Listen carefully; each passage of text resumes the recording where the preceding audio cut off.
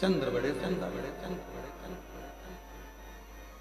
तो पार्वती जी ने प्रश्न किया, क्या चंद्रदेव जो काया के रोग से ग्रसित हैं, चंद्रदेव जिनको काया का रोग हो गया है, चंद्रदेव जो काया के रोग से ग्रसित हो गए हैं, क्या उनका रोग मिट जाएगा? शिव जी मुस्कुराए।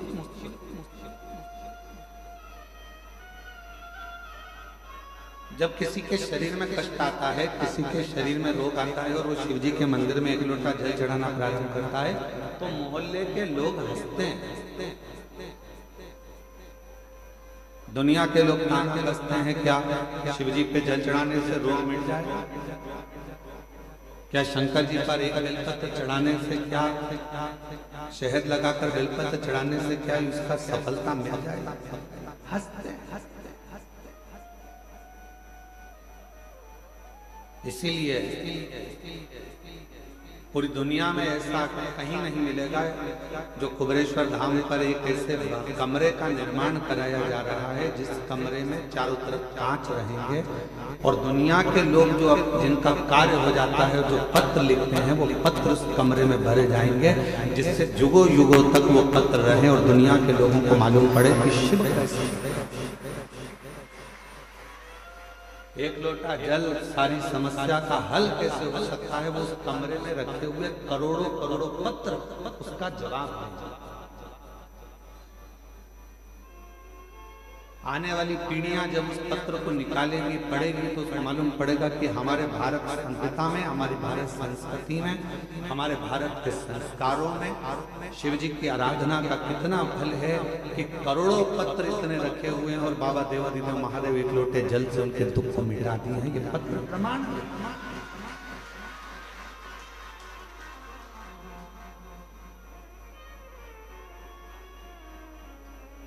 पार्वती जी ने प्रश्न किया, क्या चंद्रदेव की काया का रोग समाप्त होगा?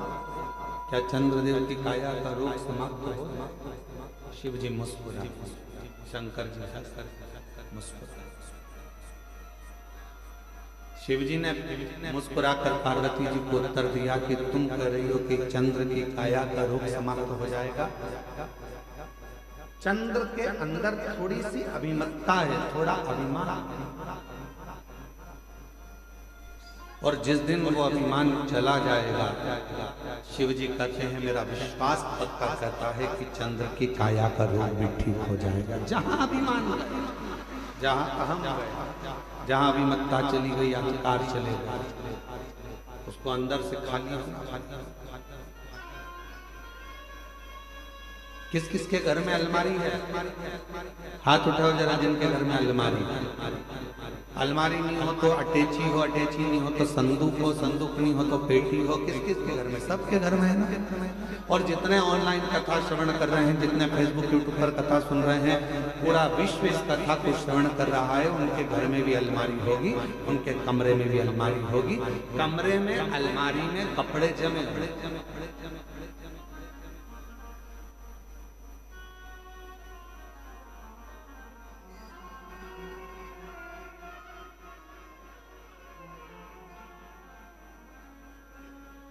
अब नितिन जी, नितिन जी, अलमारी है? कमरे भरे, अलमारी में कपड़े भरे हैं। अब मान लो अलमारी भरी पड़ी हुई है, उसमें अलग से कपड़े डालोगे तो जाएंगे क्या? नहीं जाएंगे, गिर जाएंगे, भराएंगे नहीं, जाएंगे। मेरी माताओं, तुम्हारे कमरे में, तुम्हारे रसोई घर में मसालदान, मसालदान जानते क्या बोलते? मसालदानी, हमारे यहाँ मसालदानी, जिसमें मसाला भरा जाता है। उसके हल्दी उसके अंदर भरी है, डब्बे में नमक भरा हुआ है, मिर्ची भरी हुई है, उसको दबा दबा कर तुमने भर दिया। अब उसमें जगह नहीं है तो कैसे भरोगे? भराएगा क्या? क्या करना पड़ेगा? मसाला भरने के लिए मसालदानी को खाली,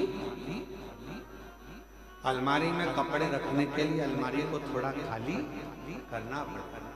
उसी तरह भगवान तो तुम्हारे हृदय में आकर बैठने को तैयार बैठा है, पर अंदर इतना अहंकार भरा हुआ है, अंदर इतना लोभ भरा हुआ है, अंदर इतनी तृष्णा भरी हुई है, अंदर इतनी आसक्ति भरी हुई है, अंदर इतना इतना काम भरा हुआ है कि परमात्मा कह रहा है कि पहले इसको खाली कर दे तो मैं तेरे अंदर आकर बैठ जाऊं, और मैं बैठ जाऊंगा खाली नहीं होगा, बैठ नहीं भीतर से थोड़ी सी अभिमतता, थोड़े से अहंकार को खाली,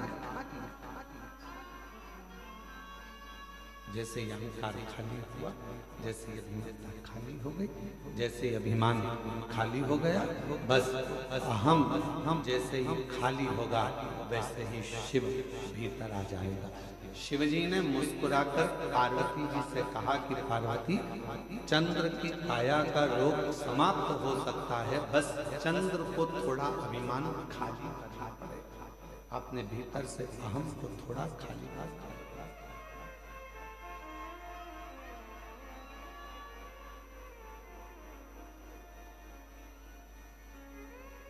अभिमान जाएगा तो शिव आएगा, अभिमानी ही नहीं जाएगा तो शिव कैसे? थोड़ा सा अभिमान को खाली, ये भगवान शिव मुस्कुराकर पार्वती जी को उपदेश दे रहे हैं कि पार्वती, अगर चंद्र को ठीक होना है, चंद्र को काया का रोग समाप्त करना है, चंद्र को स्वस्थ होना है, तो अंदर से थोड़ा सा अहंकार सुंदरता का निकाल कर बाहर फेंकना।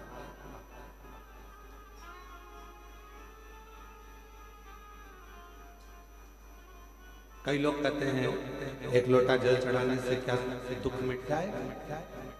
हमने कहा चढ़ाकर देखिए, चढ़ाकर देखिए।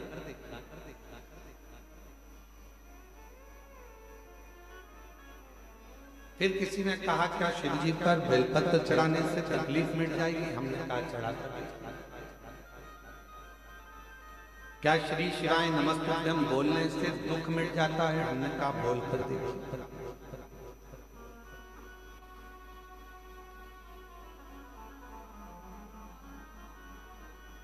उसको महसूस तो करो,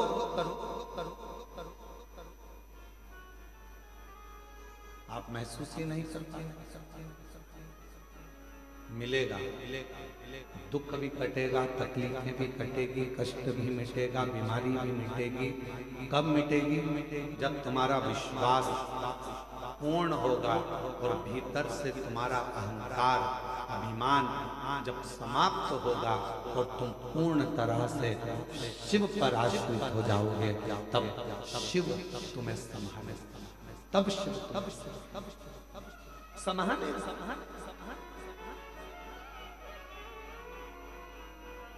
मेरे बच्चे बैठे हुए हैं, मेरी बेटियां बैठी हुई हैं, मेरी जीजियां बैठी हैं, मेरे जीजा बैठे हैं, मेरे माता पिता यहाँ बुजुर्ग बैठे हुए हैं, और जितने यहाँ कथा श्रवण कर रहे हैं या ऑनलाइन कथा श्रवण कर रहे हो आस्था चैनल के माध्यम से, आपसे पूछूं, आप अपने बच्चे को अगर गाड़ी सिखाए हो, बच्चा गाड़ी सीखा है तो पापा पीछे बैठे, बच्चे को कहता धीरे चला, धीरे चला, धीरे चला, बच्चा कहता पापा गिर जाऊंगा, पापा कहते नहीं गिरेगा, मैं बैठा हूं ना पीछे, क्यों चिंता करता है? चल गियर लगा, नीचे से ऐसा कर, धीरे से ब्रेक लगा, देख मोड़ आ रहा है, सावधानी से मोड़, पापा गिर जाऊंगा, क्यों चिंता करता है? मैं बैठा हूं।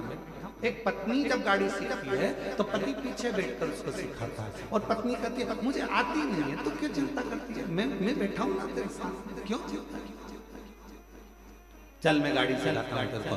पत्नी ने पहली बार गाड़ी ली, डोल रही है, हिल रही है गाड़ी, समझ नहीं आ रहा, मैं गिर जाऊंगी, पति बोल रहा है मैं हूं ना, तू क्यों चिंता करती है, मैं हूं तेरे साथ, चल।